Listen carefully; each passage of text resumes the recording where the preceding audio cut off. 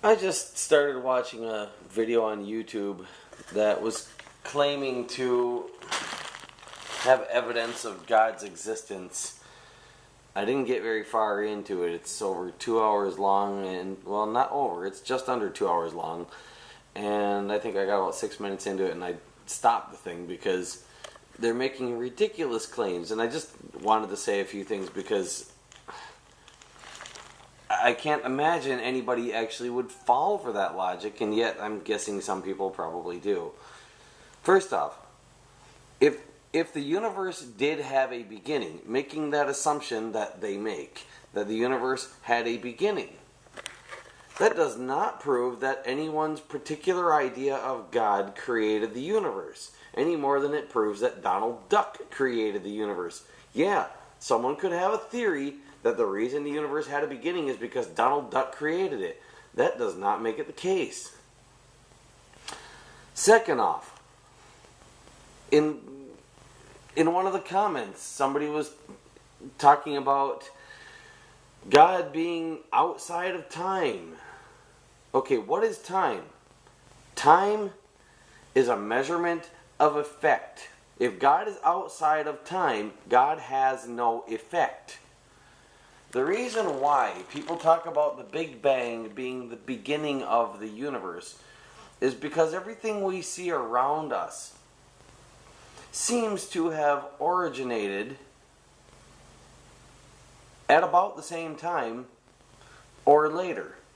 In other words, everything seems to have come from a particular time onward, and some things came from each other, but there seems to be a farthest back time we can go.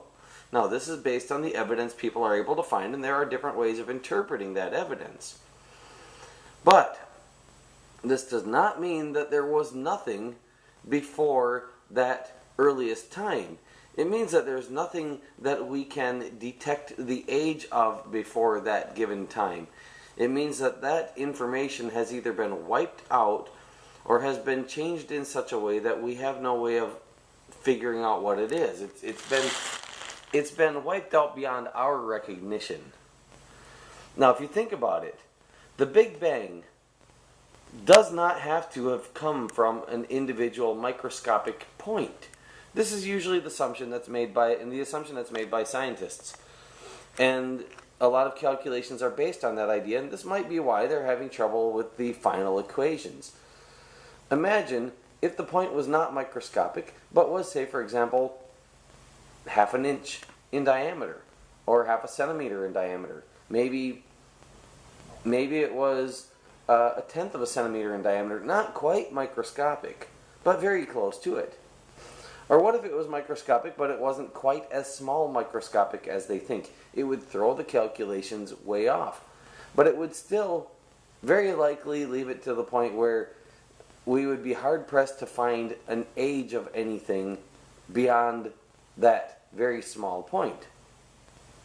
Well, what if at its smallest everything had rushed together by the forces that were attracting them and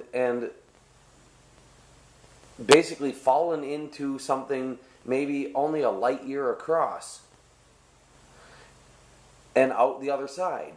Basically, everything falls in and runs into each other, and there's so much force that it goes straight through and comes out the other side, possibly changing some of the forces on the way so that it repels rather than attracting once it's through that point. Now, there again, it would probably wipe out most of the information that we would have to be able to date anything before that time. That much matter falling into that small of a space, and yes, for the amount of matter in the universe, a light year in diameter is a small space. That much matter falling into that small of a space would probably wipe out most of the information that we can manage to find that could date materials. Now, does that mean that that time didn't exist before that point? No. It means that time as we know it didn't exist before that time, because time as we know it is time that we can measure.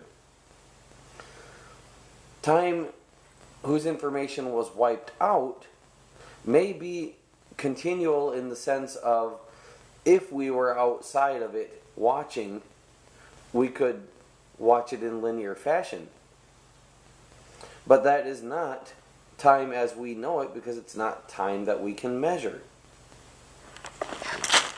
Does it mean that that was the beginning? In a sense, yes. And in a sense, no. Does it mean that it was created by something with arms and legs and a human-like figure? Absolutely not. Why would anyone be so arrogant as to think that in order for everything we see around us to exist, something like us had to have made it?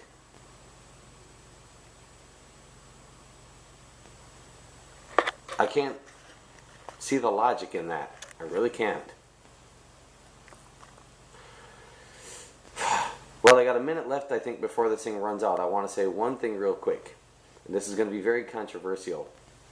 I don't know, but I've wondered for a long time if light somehow does actually stretch on its way. I've played around with some of the math in this, but never really taken it seriously enough to look into it in detail. Again, might be something that could make some of the equations work a little better if worked out just right. Maybe things aren't rushing away from each other after all, and it only looks that way because the light's spreading apart. The only way we're going to know is measurements over really, really long periods of time.